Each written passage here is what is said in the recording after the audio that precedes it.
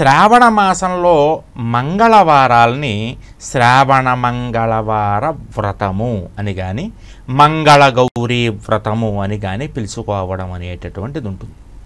అదేవిధంగా శ్రావణ మాసంలో వచ్చేటటువంటి శుక్రవారాల్ని లక్ష్మీ అనుగ్రహాన్ని పొందడం కోసమని వరలక్ష్మీ వ్రతముగా చేసుకునేటటువంటి సాంప్రదాయం మనకుంది. శుక్రవారం నాడు పౌర్ణమికి ముందు వచ్చేటటువంటి శుక్రవారం ఏదైతే ఉందో అంటే రెండవ శుక్రవారం శ్రావణ మాసంలో వరలక్ష్మీ వ్రతాన్ని మనం చేసుకోవడం అనేది జరుగుతుంది. అప్పుడు అవకాశం లేనటువంటి వాళ్ళు ఏ శుక్రవారమైనా చేసుకోవచ్చు.